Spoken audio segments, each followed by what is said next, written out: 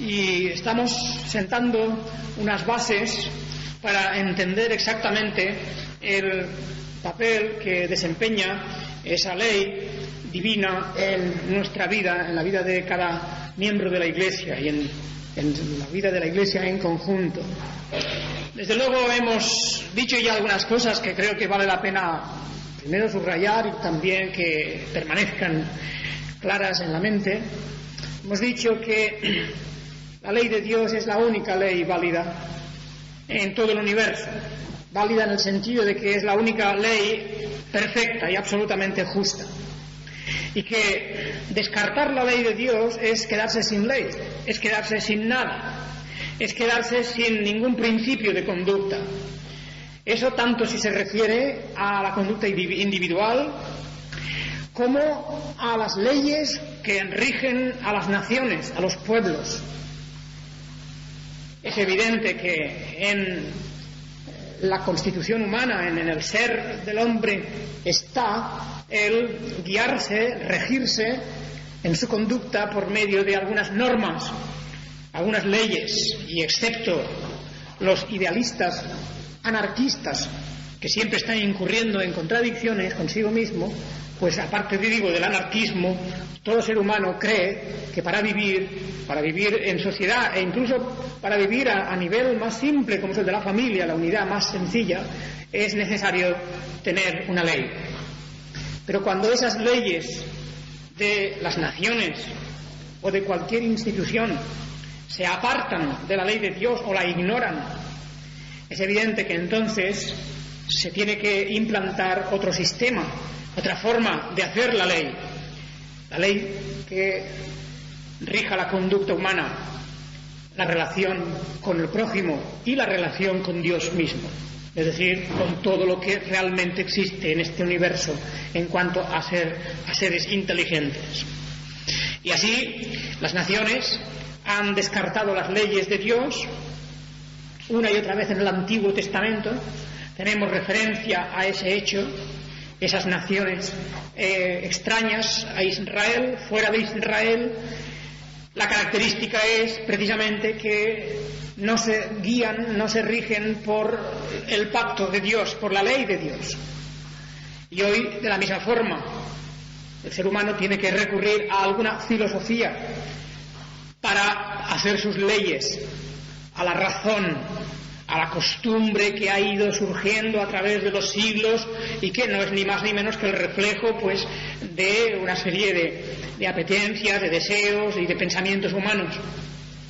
De manera que solo hay dos caminos en relación a esto: o nos guiamos y regimos en nuestra vida por los dictados de la ley de Dios, o estamos sin nada, excepto lo que nosotros mismos en nuestra propia naturaleza y de nuestro propio pensamiento queramos elaborar y establecer.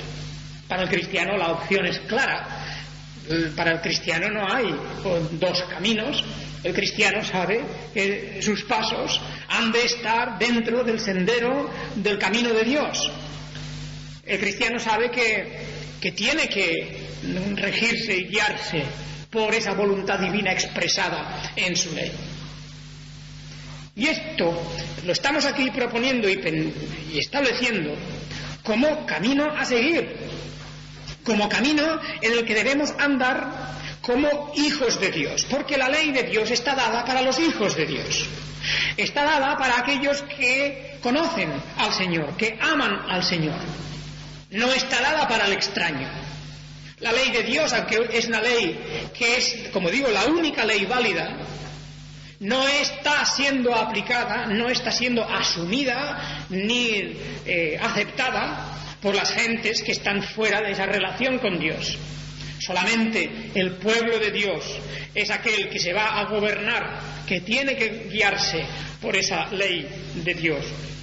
Y es una ley, repito, para aquellos que ya son hijos de Dios. A través de la ley no llegamos a ser hijos de Dios.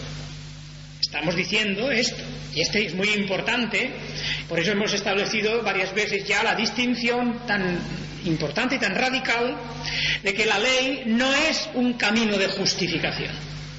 Por eso, la carta a los Gálatas, tenemos precisamente la denuncia que el apóstol Pablo hace a las iglesias de Galacia, que después de que habían en principio reconocido el camino de la gracia para llegar a ser hijos de Dios por medio de la fe en Jesucristo, luego parecía que se estaban echando atrás. Se iban otra vez a buscar el camino de obtener su justificación por medio de las obras de la ley.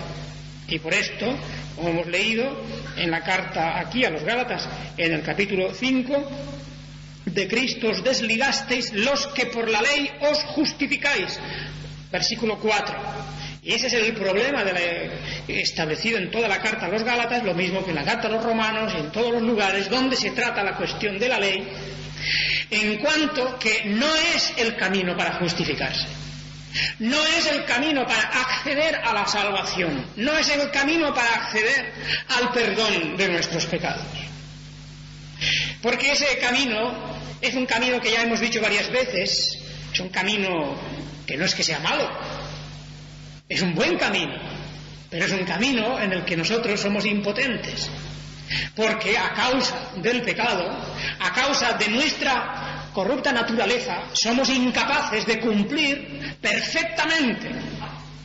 Estando como estamos en nuestros delitos y pecados, no podemos satisfacer la exigencia divina, que es nada menos que la exigencia de la perfección absoluta todos y cada uno de los momentos de nuestra existencia, y por lo tanto es maldito todo aquel que intenta justificarse por medio del cumplimiento de las obras de la ley.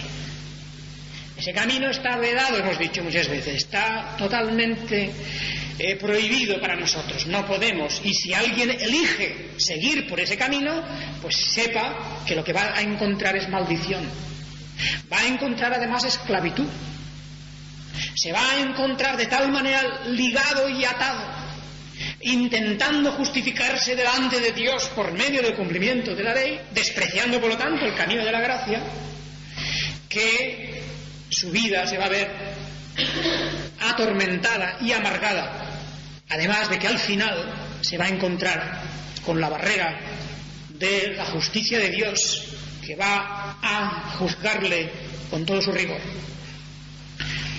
Esto es de lo que realmente el apóstol está tratando en estas epístolas. El problema en los primeros siglos para la Iglesia cristiana era el problema de la influencia del judaísmo, de un judaísmo ya desviado, de un judaísmo que había perdido de vista la riqueza del pacto de Dios y había interpretado la ley inadecuadamente. Por eso ya os he recomendado que leáis particularmente el primer volumen del Sermón del Monte del Dr. Martyn Lloyd-Jones, porque explica perfectamente bien ahí toda la problemática y la cuestión de en qué forma y en qué manera el judaísmo había tergiversado el verdadero sentido de la ley. Siempre y cuando esa ley es tomada como un camino para justificarse delante de Dios, esa ley se vuelve contra uno mismo. Esa ley, en lugar de ser entonces esa luz que alumbra el camino, como nos dirá el salmista, esa lámpara a nuestros pies, se volverá en el dedo acusador, se volverá en la sentencia de muerte, porque exigirá de cada uno de nosotros una perfecta y absoluta obediencia que no podemos dar conforme a la exigencia divina. En orden a justificación estoy diciendo, porque la palabra obediencia es una palabra grata a los oídos de Dios, y la actitud del cristiano es la actitud de esforzarse cada día en la obediencia. Y ahí es cuando nos damos cuenta que para nosotros la ley de Dios no es un camino de justificación, pero sí que es el camino de santificación. Sí que es el camino por el cual conocemos la voluntad divina para ordenar nuestros pasos, para ordenar nuestra relación con Él y nuestra relación con el prójimo. No lo podemos ordenar de otra manera. No hay otro camino, no existe. Y por eso decíamos el domingo pasado que el sentido básico, la idea básica de la palabra ley es la idea de enseñanza, la idea de dirección, la idea de instrucción que se nos propone a través de una manera muy sencilla, muy simple. La ley de Dios es algo maravilloso, porque es simple, está dado de una manera que la podemos entender todos, y especialmente cuando examinamos esa especie de esencia de la ley que es el decálogo, esa concentración de todo lo que significa la ley expresado en los mandamientos, porque lo tenemos en forma de unas simples órdenes y unas simples prohibiciones. Cuando comparamos la ley de Dios con las leyes humanas, las leyes de los hombres, los códigos, las elaboradísimas leyes que luego naturalmente necesitan expertos para interpretarlas, y hay luego tantas discrepancias a la hora de aplicarlas, pues nos quedamos maravillados, porque la ley de Dios es sencilla, no tiene nada de complicación. No es el fárrago y el bosque impenetrable de artículos y de imposiciones y de prohibiciones y de referencias a otras leyes, etc. Todo eso desaparece de la ley de Dios. Es un camino simple y sencillo. Es un camino que, si lo miramos un poco atentamente, con el debido espíritu, abre nuestro entendimiento. Pero eso sí, como precisamente Dios quiere que las cosas queden claras, nos lo da en forma imperativa. Y a veces en su mayor parte negativa, porque la mayor parte, por cierto, de los mandamientos de la ley de Dios, del decálogo, están dados en forma negativa. No hagas tal cosa. De manera que esa es una manera muy directa y pedagógicamente, además, muy buena para decirnos dónde están nuestros límites.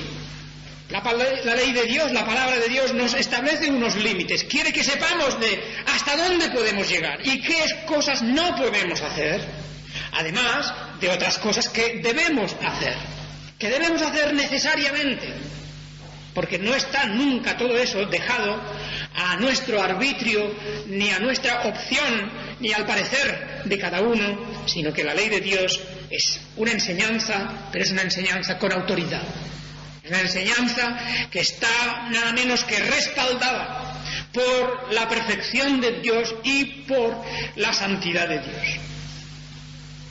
Con estas cosas, pues, podemos entender, como decíamos ayer, el domingo pasado, esos textos, Romanos 6:14, por ejemplo, Romanos 6:14, que tantas veces es mal aplicado y mal entendido, como el capítulo 5 de la carta a los Gálatas, que parece que se entiende muchas veces como si fuera una especie de canto a la anarquía, como si fuera una especie de la carta blanca para que cada uno haga su voluntad. Nada más lejos de eso. Nada más lejos de eso, porque el apóstol en todos los lugares, la palabra de Dios en todas partes, nos está instando continuamente a la obediencia a la voluntad de Dios y a abandonar nuestros propios pensamientos y nuestros propios razonamientos. Y como decíamos, esos textos, como Romanos 6:14, han de entenderse naturalmente en este contexto que estamos hablando, que el pecado no se enseñoreará de vosotros, pues no estáis bajo la ley, sino bajo la gracia. Ese texto que algunos interpretan como la especie de puerta abierta para arrojar la ley lejos de nosotros, es un texto maravilloso, un texto glorioso en el que se nos está diciendo que gracias a Dios no tenemos la ley como camino de justificación. Estamos justificados todos por la gracia de Dios. Y esto es lo magnífico de la fe cristiana. Bienaventurado el hombre cuyos pecados son perdonados, cuyas transgresiones son borradas. Esto es lo hermoso de la ley de Dios, que no es un camino para justificarnos, porque estamos justificados por la gracia, y esa es nuestra gran bienaventuranza. En esta mañana, pues, en estos minutos de repaso de estas cosas, quisiera decir ya algo más directamente sobre ese camino de santificación que es la ley, fijándonos de manera muy particular en los 10 mandamientos. Porque está claro que todo lo que tenemos en los 10 mandamientos es el resumen del resto de la ley. Y más aún, ya sabéis que a su vez esos 10 mandamientos se vuelven a resumir o pueden aún concentrarse más. Si queremos encontrar, digamos, la expresión última, la especie de resumen final de toda la ley, viene a ser los 2 grandes mandamientos que bien conocéis todos: el amor a Dios y el amor al prójimo. Pero para que sepamos en qué forma debemos amar a Dios, ¿qué quiere decir eso de amar a Dios? ¿Y qué quiere decir eso de amar al prójimo? Es decir, para que no lo interpretemos a nuestro propio arbitrio, esas 2 palabras. Hemos dicho que la palabra amor o amor a Dios, amor al prójimo, si nada más que se dejan así, son susceptibles de que cada uno las coja a su gusto. La palabra amor es una palabra anfibológica, es una palabra con multitud de posibles interpretaciones y aplicaciones, y esto hay que limitarlo. La palabra amor dependerá mucho de quién la utiliza y qué es lo que quiere decir. Y por eso, en Romanos 13, pues bien sabemos que lo que se nos dice es que esa palabra amor hay que interpretarla en relación con el decálogo, en relación con los 10 mandamientos. Todos estos 10 mandamientos se resumen en amarás al prójimo, amarás a tu Dios. De manera que amar al prójimo y amar a tu Dios no es cosa distinta de esos 10 mandamientos, sino al contrario, es lo mismo. Solamente que para expresar de una vez y por todas lo que significan esos primeros mandamientos, 4 mandamientos relacionados a Dios y 6 mandamientos al prójimo, pues podemos decir que todo ello consiste en amar. Pero amar de esta manera. Por lo tanto, hemos de centrar nuestra atención en esos 10 mandamientos. Fijaos que en ellos está todo. Las leyes ceremoniales, las leyes de los sacrificios, las leyes de purificación, las leyes de tipo social que Israel tenía, leyes que regían la servidumbre, la familia, el trabajo, las relaciones jurídicas de todo tipo, todo eso estaba realmente ya implícito en esos 10 mandamientos. De manera que una buena y correcta interpretación de esos 10 mandamientos, una adecuada visión de lo que hay encerrado en esas palabras simples y sencillas de los 10 mandamientos, nos permite a todos nosotros entender la voluntad de Dios, entender el camino que se nos propone para que agrademos a Dios y para que verdaderamente amemos a nuestro prójimo. Porque hemos descartado ya la interpretación de carácter emocional o sentimental de la palabra amor. No tiene nada que ver. Cuando Dios dice amarás a tu prójimo, lo que está diciendo es no levantarás falso testimonio, no hurtarás, no cometerás adulterio, etc. Esto es lo que quiere decir cuando dice amarás a tu prójimo. No está entrando en la cuestión de sentimiento, de emoción, del corazón, todo esto. Eso es algo irrelevante aquí.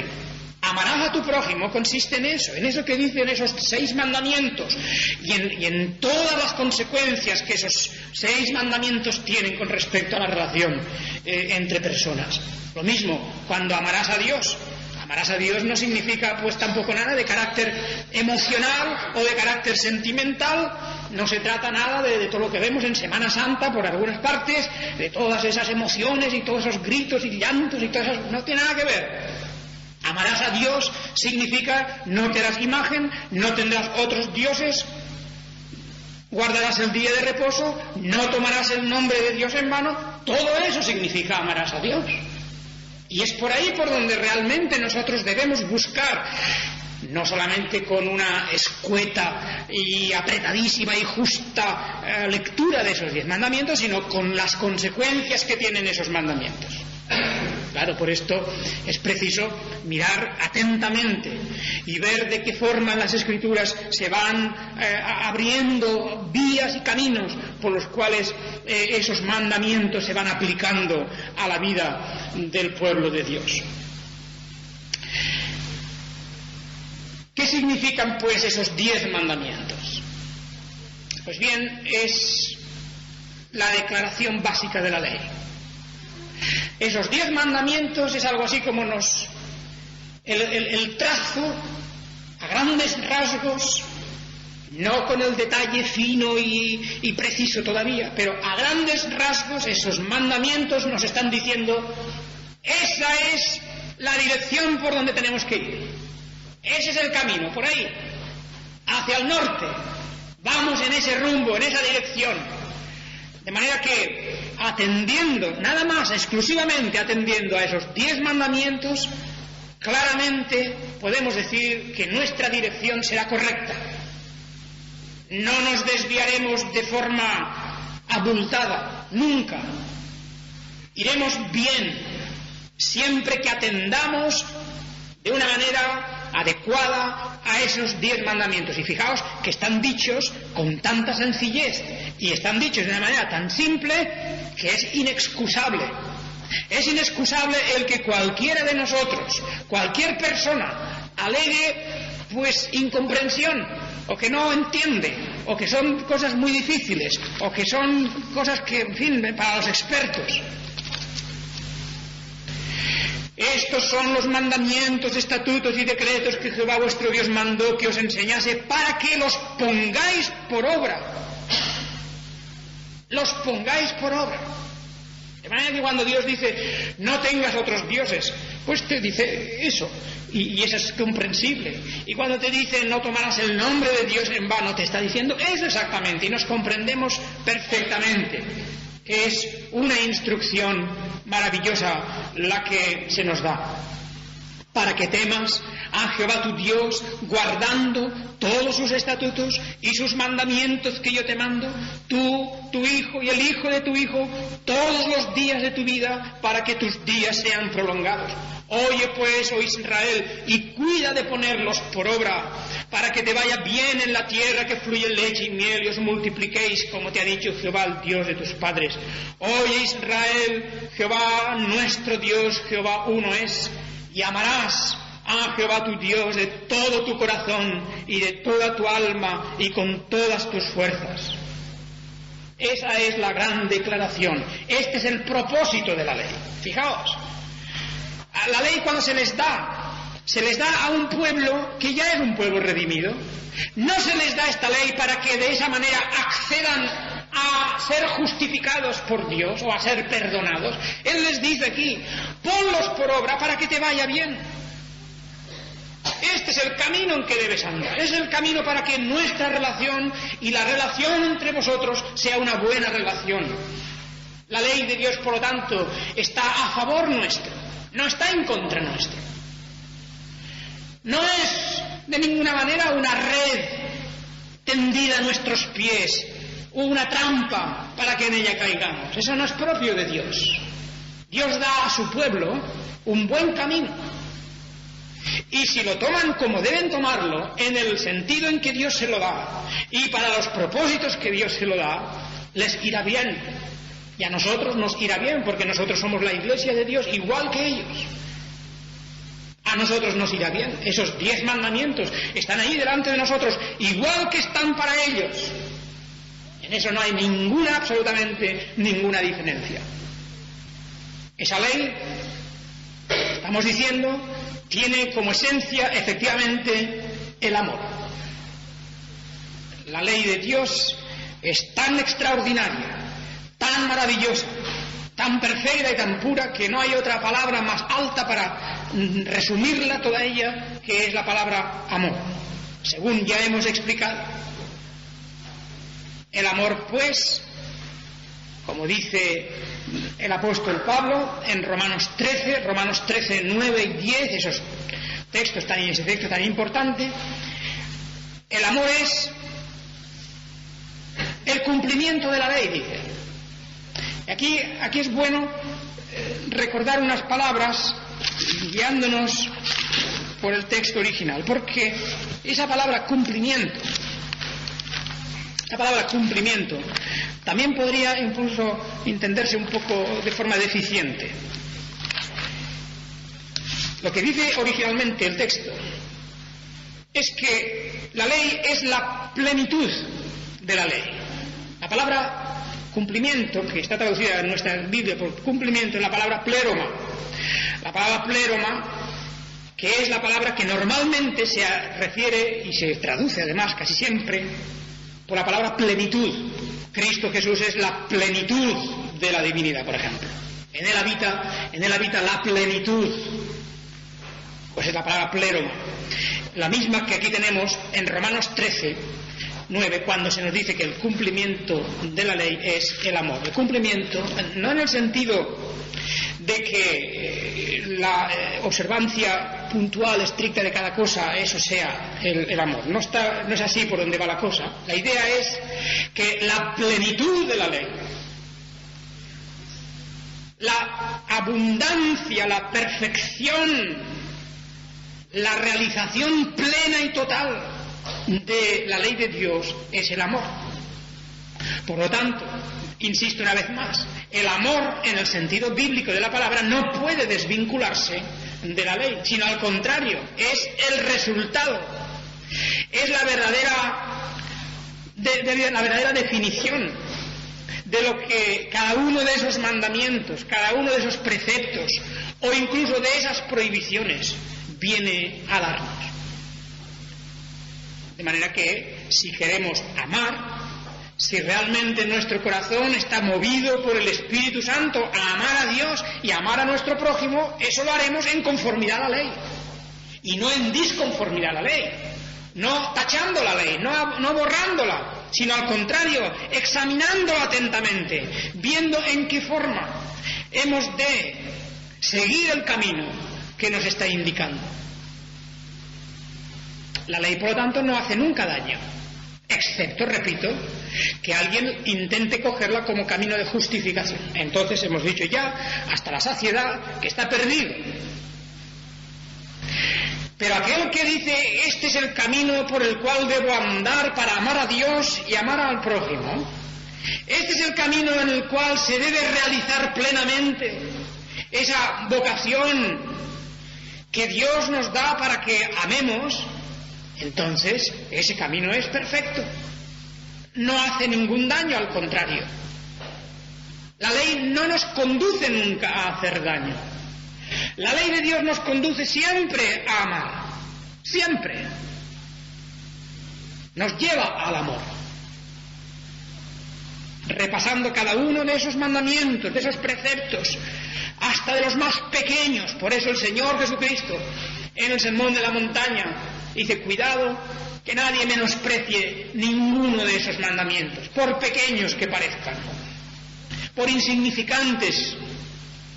Ninguno hace daño, al contrario, todos ellos nos están llevando conjuntamente, son partes de un todo, a amar verdaderamente a nuestro prójimo. Y por eso la ley se establece en 2 tablas, aunque no de una manera oficial esté anunciado así, pero el hecho de que el mismo Señor dice, y esta ley se resume en 2 mandamientos, amarás a Dios y amarás a tu prójimo, eso mismo ya establece, esa diferencia que hace el Señor, establece lo que llamamos habitualmente las 2 tablas de la ley. Porque efectivamente hay una parte de la ley, del decálogo, que se refiere a la relación con Dios y otra al prójimo. La primera tabla de la ley, pues, es nuestra relación con Dios. Es la primera tabla porque es la primera cuestión siempre. Tal como sea nuestra relación con Dios, así será nuestra relación con el prójimo. No podemos pretender, por ejemplo, que amamos al prójimo y que, sin embargo, no nos interesa mucho la primera tabla de la ley, que la primera cuestión, la del amor a Dios, eso quedaría un poco ahí borroso. La idea, por ejemplo, la idea humanista, la idea del humanismo, de que como el hombre es el centro de todo y la medida de todas las cosas, pues se vuelca o se volcaría en relación con la segunda tabla de la ley. De manera que la filosofía humanista, cualquier sistema de filosofía humanista diría, de la segunda tabla de la ley diría, es estupenda, es magnífica, y muchos la quisieran seguir, incluso la proponen como filosofía básica para una humanidad en recta. Pero eso no tiene jamás posibilidades de prosperar ni de triunfar. La segunda tabla de la ley tiene que estar siempre apoyada en la primera. Esos 6 mandamientos últimos que hablan de nuestra relación con el prójimo dependen totalmente de los primeros. De manera de que tal cual sea nuestra relación con Dios, así será nuestra relación con el prójimo. Oye Israel, se le dice, yo soy Jehová, tu Dios, que te ha sacado de la tierra de servidumbre o de la tierra de esclavitud. La esclavitud y la servidumbre estaba allí, en aquella tierra donde no imperaba la ley de Dios. Allí estaba la esclavitud. Dios les ha sacado de esa esclavitud y les ha dado la libertad en el sentido en que Dios entiende la palabra, la libertad dentro de su ley. Y por eso les da una ley. Yo os he dado de allí, yo os he redimido, os he sacado de la esclavitud para que seáis mis servidores. Por eso, el primer mandamiento de todos es una declaración de quién es este Dios y de que solamente hay un Dios.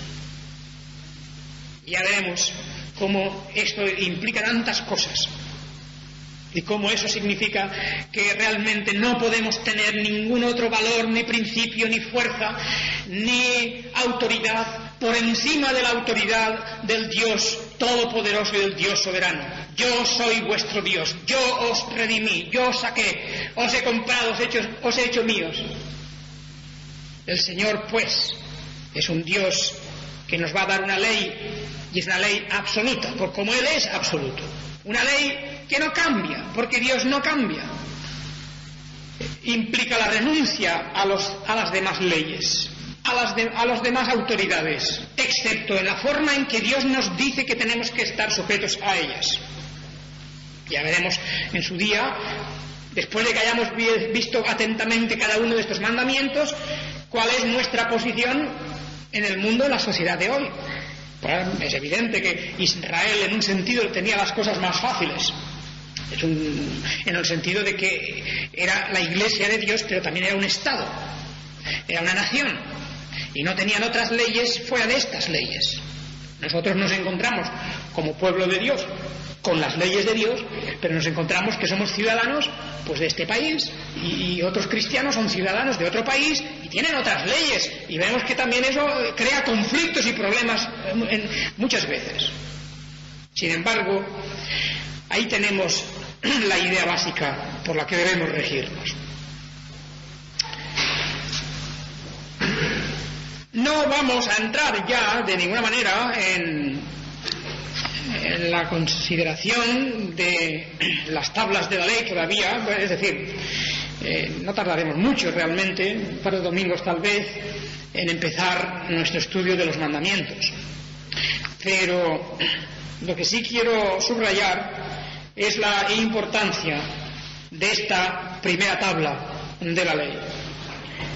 Un Dios que se nos presenta como el único y exclusivo Dios, con un no a la idolatría, con un no al politeísmo, con un no al agnosticismo o a cualquier postura como la que el hombre moderno tiene de poner las cosas delante del propio Dios, es decir, las cosas materiales y las cosas temporales, o la ciencia o la técnica o cualquier otra realización humana. Y los mandamientos que se van a referir al culto a Dios, ese culto al Señor que debemos hacer en espíritu y en verdad, atendiendo a su palabra, en una relación íntima y personal con Él. Estos mandamientos requieren obediencia. Se van luego, a desarrollar esos mandamientos. Aquí quiero que entendáis que el decálogo solamente es como esa gran constitución religiosa. La Constitución que luego tiene que elaborarse en leyes, en reglamentos, tiene que irse, diríamos, aplicando a los detalles concretos. Pero siempre eso va a ser fácil si tenemos clara la idea fundamental, la idea básica de donde partimos. Nuestra conducta de estar regida y gobernada por este decálogo, por estos mandamientos, y de ahí saldrá todo.